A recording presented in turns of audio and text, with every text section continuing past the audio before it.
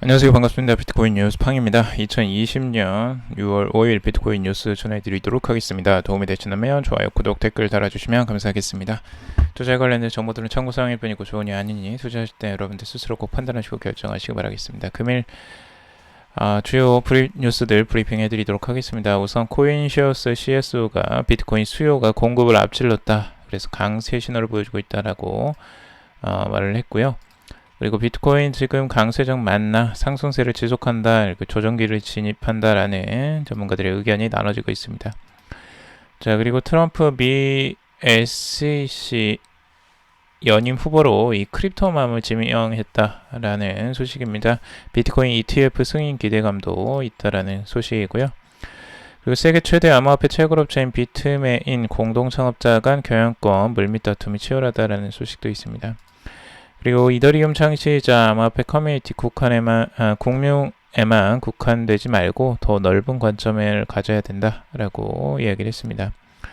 그리고 리플과 브라질 중앙은행이 비공개 회의를 개최한다라는 소식이 있고요. 그리고 중국의 월마트 자회사가 블록체인으로 식품 공급망을 개성한다라는 소식도 있습니다. 그리고 SK CNC가 블록체인 기반 맞춤형 지역화폐 서비스를 출시한다라는 소식이 있습니다. 자, 그럼 자세한 소식들 살펴보도록 하겠습니다. 먼저 첫 번째 기사인데요. 이 코인시어스 CSO가 지금 비트코인 수요 공급을 앞질렀다라고 언급을 했습니다. 코인시어스 최고 전략 책임자 CSO인 멜텀 드미러스가 이 비트코인에 대한 수요와 공급에 대해서 언급을 했는데요. 지난 2달 동안 대규모 자금이 비트코인으로 유입되면서 수요가 150%에 달했다라고 합니다. 투자자들은 스퀘어의 캐시앱 그리고 그레이스케일 등 다양한 상품 등을 통해서 비트코인에 투자를 하고 있다라고 설명을 하고 있는데요. 스퀘어는 이 비트코인을 지지하는 대표적인 기업가인 잭도시, 이 트위터 최고 경영자가 이끄는 암호화폐 지원 모바일 결제 서비스 업체입니다.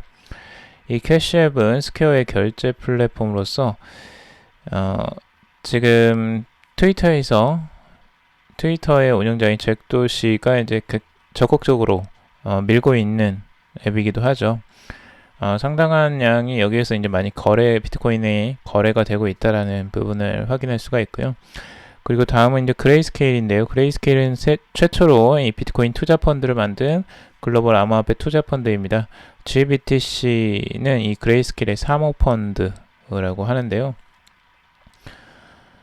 지금 미국의 암호화폐 전문 자산 운용사인 모건 크리스털 에셋의 공동 창업자인 제임스 윌리엄스는 이 그레이스케일의 비트코인 트러스트가 비트코인 채굴 보상 반감기 이후 18,910 BTC를 매수, 해당 기간 채굴된 BTC 규모를 1.5배 압도한 것으로 나타났다라고 보고 있습니다. 그레이스케일은 현재 채굴되는 모든 BTC를 사들이는 듯하다라고 하면서 그들은 대략 45만 BTC를 보유하고 있는 것으로 보인다라고 말을 했습니다. 비트코인의 이제 총량, 그러니까 앞으로 발행될 양까지 총합해서 2,100만 개입니다. 근데 이걸 고려한다면 45만 BTC면 상당한 양을 지금 규모를 보유하고 있는 것으로 해석을 하고 있죠. 그래서 이제 비트코인에 대한 단기적인 이런 수요가 굉장히 많다라고 언급을 하고 있는데요. 우선 단기적으로 이런 투자 신탁이나 뭐 이런 쪽을 통해서 기관들이 이제 매수를 하는 부분들은 장기적인 관점에서 투자를 할 가능성들이 높고요. 단기적인 투자는 아닐 것으로 보여집니다. 자, 그리고 지금 비트코인의 가격 전망 같이 한번 살펴볼 건데요. 지금 트레이딩샷이 분석을 한 내용입니다.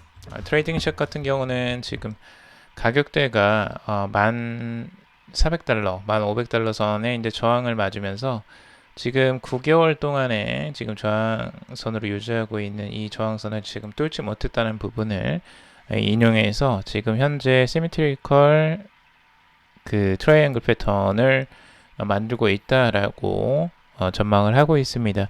그래서 주봉상으로 굉장히 장기적인 전망세인데 지금 2018년도 그 지지선 최저점을 찍고 다시 올라오는 이 상태에서 위쪽에 또 고점을 찍으면서 고점이 또 낮아지는 형태들을 지금 취하고 있죠.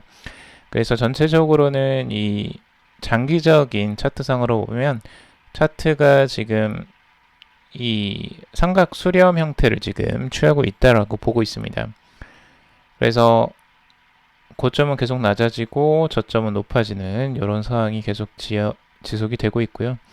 그리고 지금 200주 이동평균선이 아래쪽에서 그 밑에 하단 트렌드 라인과 거의 일치하게 지금 가고 있다라고 보고 있습니다. 자, 그리고 또 재미난 부분이 있는데요.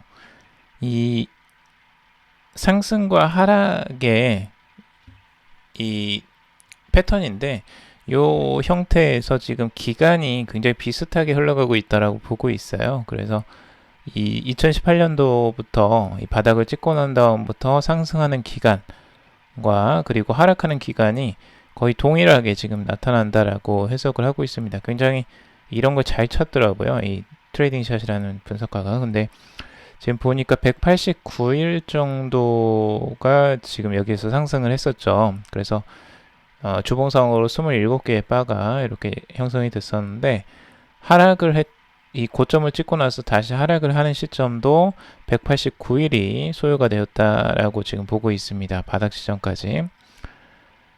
그리고 다시 한번 또 올라가는데 35일 정도가 기간이 있었고 그 다음에 다시 하락점을 찍는데 35일 정도가 걸렸다는 겁니다. 그래서 상승일과 하락일이 이제 동일하게 두 번 패턴이 이제 반복이 되었고 지금 이제 다시 한번 올라가는 패턴이 34일간 지속이 되었는데 자, 이 기간도 다시 한번 똑같이 이 베어리시 이제 낮아지는 거죠. 이때부터 낮아지는 기간이 똑같이 84일이 될 것인가 여기에 대한 이제 비슷하게 나올 가능성들을 열어놓고 보고 있는 거예요. 그래서 패턴이 이제 반복이 되니까 이 패턴이 다시 한번 반복될 가능성들도 있다라고 지금 열어놓고 보고 있고 지금 단기적으로는 트레이딩 샷은 이 삼각 수렴하는 형태를 지금 보여주고 있기 때문에 가격대가 지금 이 패턴에서는 단기적으로 조정세가 나오지 않겠느냐라고 전망을 하고 있습니다. 지금 이제 지지선으로는 6,500달러 선 정도를 이제 지켜보고 있고요. 이 트렌드 라인도 이제 계속 올라오기 때문에 이 형태가 내려오는 기간하고 맞물리는 형태가 한 6,500달러 선을 전망하고 있습니다.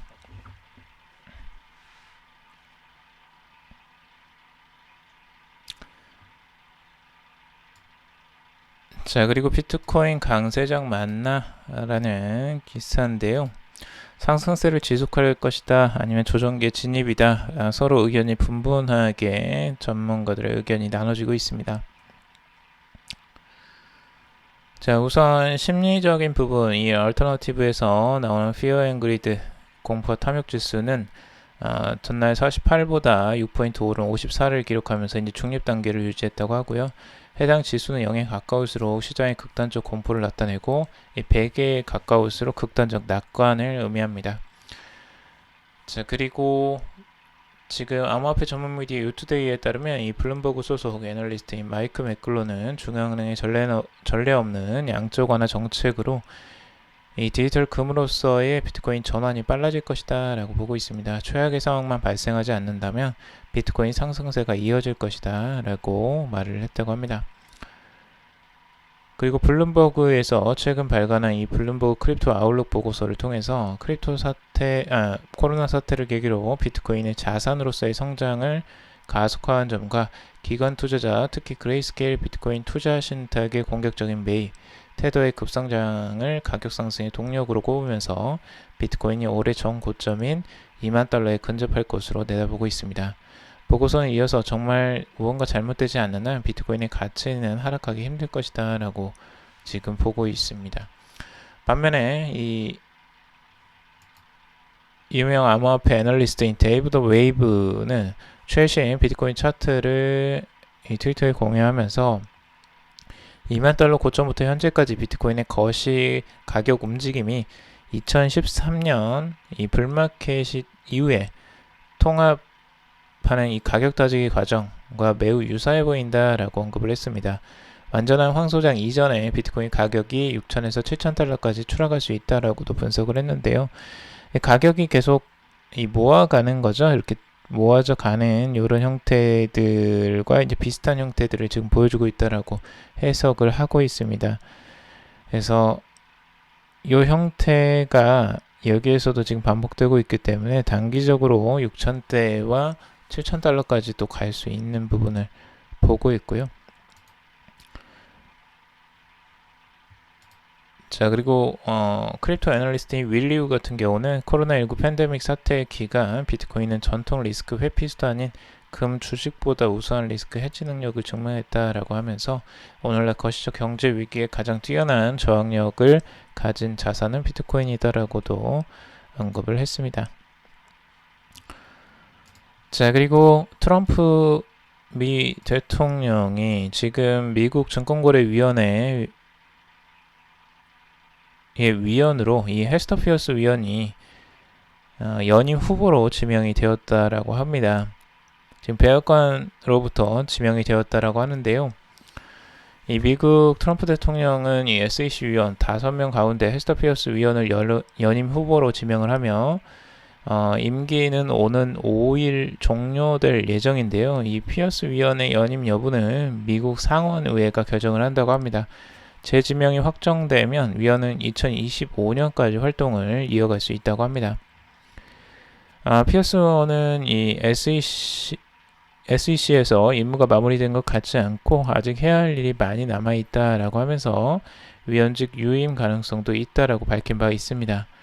현재 피어스 위원은 토큰 세일 프로젝트가 3년 동안 증권법 규제 적용을 유예받을 수 있는 세이프 하버 규정을 추진 중이다라고 하는데요. 위원은 해당 제안을 정식으로 제안하고 대중 의견을 받고 있다라고 합니다. 피어스 의원은 이 크립토 맘이라고 불릴 정도로 굉장히 이 비트코인이 우호적인, 암호화폐 우호적인 인물로 알려져 있는데요. SEC가 윙클보스 형제의 비트코인 ETF 신청을 반려하자 이에 대한 공개적인 반대 의사를 이제 표명을 하면서 크립토맘이라는 별명을 얻기도 했었습니다.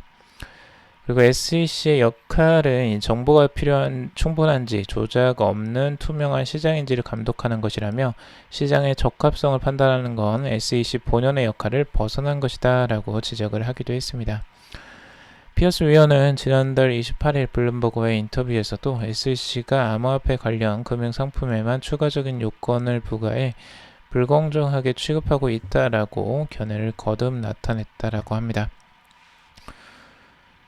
그래서 여기에 대해서 이제 비트코인 ETF가 승인될 가능성이 더 있지 않느냐라고 이렇게 이제 좀 예측을 하는 것 같은데 아직까지는 이 위원 한 명이 하기에는 조금 힘은 붙여 보이고요. 헤스터 피어스는 이제 자기가 위원으로 활동을 하고 있는 가운데에서도 이렇게 적극적으로 언급을 했지만 그게 ETF는 승인이 안 됐었거든요. 그래서 이 위원 한 명의 힘으로는 조금 어려울 것 같고 여러 위원들이 아마 좀 의견이 여기에 동의를 해줘야지만 좀 될 것 같습니다.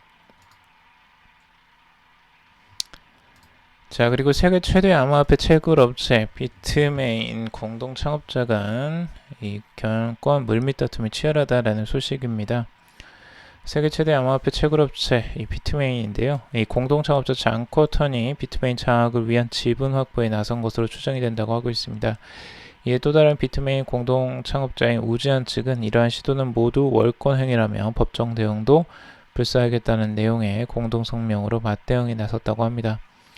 중국 유력 미디어는 익명의 소식통을 통해서 잔 쿼턴이 직원이 보유한 비트메인 지분을 매수하기 위해 개인적으로 연락을 취하고 있다라고 보도를 하고 있는데요. 해당 미디어에 따르면 우지안 진영은 현재 비트메인 테크놀로지 리미티드를 통한 베이징 비트메인과 비트메인 과기 유한 공사 그 법인 변경을 시도하고 있다고 합니다. 그래서 케이맨즈도 법원이 이 잔 쿼턴 측에 손을 들어주지 않는 이상 베이징 법인 변경은 무리 없을 것으로 예상되지만 이 중국의 경우 암묵적 관행이 존재하기 때문에 예단할 수 없다라는 전망이 지배적입니다. 지난 3일 이 베이징 비트메인은 공식 성명을 통해서 비트메인은 2019년 10월 28일부로 장코탄의 법인 대표와 상임인사 직책을 박탈했으며 이에 따라 장코탄은 회사 직책을 빌린 그 어떤 행위도 할 수 없다라고 합니다. 만약 해당 행위를 할 경우 이는 회사 주주 결정에 대한 위반이자 명백한 불법 행위다라고 간주를 했습니다. 그래서 장코탄이 이제 쫓겨나는 것처럼 보여졌는데 다시 한번 또 2차전이 벌어지는 것 같습니다.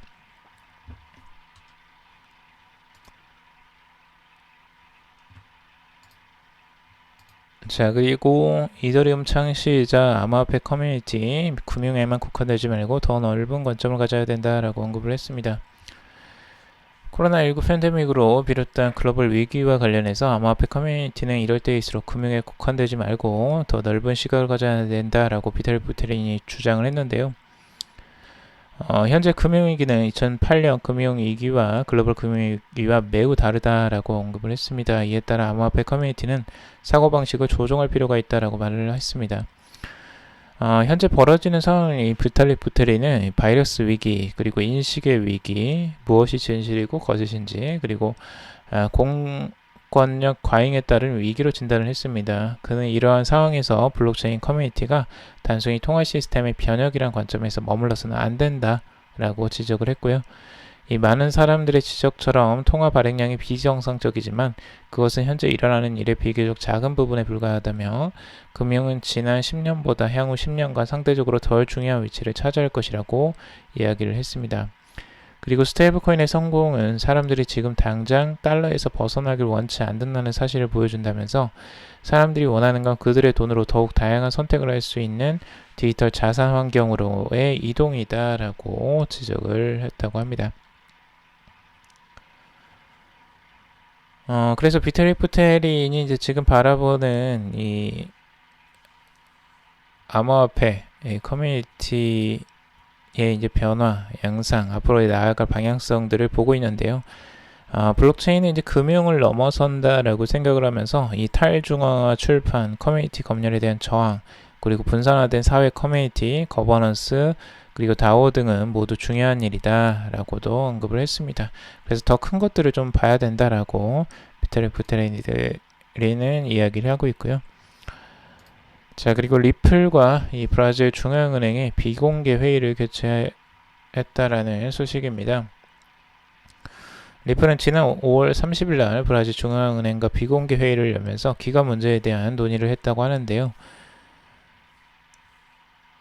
지금 금융기관 사이트에 따르면 로베르토 캠포스 네토 회장이 리플 CEO 브래드 게링하우스와 또 다른 암호화폐 회사의 대표들과 함께 화상회의를 가졌다고 합니다.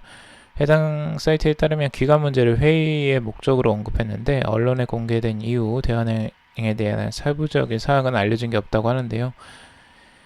지금 이 회의가 진행되게 된 계기로 보는 게 이 리플의 라틴 아메리카 및 브라질에 대한 야심찬 계획으로 이 작년 6월 회사가 남미 전체로 확장하기 위해 이 상파울로 사무소를 개설하면서 시작되었다고 합니다. 남미의 송금 시장은 XRP를 국경 간 결제를 촉진하기 위한 노력의 일환으로 리플의 주요 관심사라고 보고 있는데요. 이 브라질의 송금 흐름 가치는 현지 시장에서 암호화폐 회사에 대한 2.5억 달러 상당의 목표를 형성하고 있다고 보고 있습니다. 그만큼 시장 가치가 높기 때문에 지금 리플에서도 이렇게 이제 투자를 하려고 하고 지금 사무소도 개설을 하는 거겠죠. 그래서 남미에 있는 시장을 좀 잡으려고 지금 노력을 하는 것으로 볼 수 있고 이 노력의 일환으로 리플은 리플렛을 통한 최소 3개의 주요 지역 기관인 산탄데르와 브라데스코 그리고 방코 렌디멘토와의 제휴를 확보했다고 합니다. 앞으로 과연 얼마나 이제 남미 시장을 리플이 차지할 수 있을지가 지금 이제 관건이라고 보여집니다. 자, 중국 월마트 자회사 이 블록체인으로 식품 공급망을 개선한다라는 소식인데요. 중국 월마트의 자회사가 이 샘스클럽인데 이 샘스클럽 매장에서 판매되는 식품을 추적하기 위해서 블록체인 공급망 관리 플랫폼인 비체인과 협약을 체결했다고 합니다. 샘스클럽은 비체인의 툴체인 플랫폼 수정판을 도입할 예정인데요. 이 공급망의 모든 데이터를 블록체인에 자동 업로드하기 위해서 소프트웨어 센서, 하드웨어 센서, 사물 인터넷 기술도 활용을 한다고 합니다.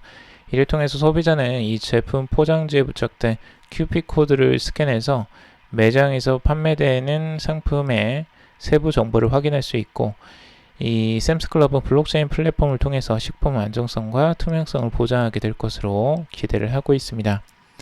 샘스클럽은 글로벌 유통업체 월마트의 자회사로 이 매장 수 기준 미국 최대 규모 회원제 창고형 매장입니다.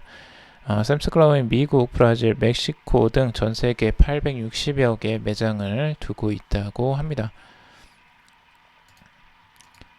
현재 중국에서는 총 26개 매장이 운영 중이고 고객은 약 250만 명에 이른다고 합니다. 샘스클럽 중국지사는 2년 내에 15에서 20개 매장을 추가 오픈할 계획이라고 하고 있습니다. 결국에는 이 월마트도 이제 블록체인 시스템을 도입을 했고, 거기에 관련된 중국 이 월마트의 자회사도 그 블록체인 식품 공급망을 이렇게 개선하는 부분을 볼 수 있습니다. 앞으로 이런 유통망들이 대부분 이제 블록체인으로 옮겨지는 모습들을 볼 수 있을 것 같습니다. 자, 그리고 SK CNC 블록체인 기반 맞춤형 지역화폐 서비스를 출시할 예정이라고 하는데요. SK CNC는 지역화폐 블록체인 기반을 접목한 사회적 가치, 이 소셜밸류 지역화폐 서비스를 제공한다고 4일 밝혔습니다. 이 SK CNC 블록체인 기술을 활용해서 지방자치단체들이 운영하는 지역화폐를 SV 지역화폐로 발행할 수 있도록 만든 것인데요. 이 디지털 코인 발행 플랫폼인 체인제트와 블록체인 기반 기부 플랫폼인 이 따뜻하게 체인지, 사회적 가치활동 지원 플랫폼인 행가래 등 이 SK CNC가 운영하는 플랫폼들이 결합돼 만들어졌다고 합니다. 이 SV 지역화폐 서비스는 지역 맞춤형 화폐를 발행 운영을 지원한다고 하고, 이 발행 시 할인, 추가, 디지털 코인 제공, 그리고 지역 상품 구매 시 일정 코인 캐시백이 가능하다고 합니다. 그리고 쓰다 남은 이제 자투리 코인 같은 경우는 이 지자체 공익사업이나 기부 캠페인 등에 기부도 할 수 있다고 하네요. 앞으로 이런 이제 지역 화폐들을 이용한 서비스들도 늘어날 것으로 지금 보여지고 있습니다. 결국엔 여기 이제 블록체인 기반으로 대부분 들어갈 가능성이 높고요. 지역 화폐들도 이제 블록체인을 대부분 활용하겠죠. 그래서 지역 화폐가 이제 어느 정도 활성화가 되면 아마 CBDC도 조금 더 고려가 되지 않을까라는 먼 미래에 그런 일들도 가능할 것이라고 또 추정을 합니다. 자, 오늘은 여기까지 정리를 해봤습니다. 여러분들 도움이 되셨길 바라고요. 도움이 되셨다면 좋아요, 구독, 댓글 달아주시면 감사하겠습니다.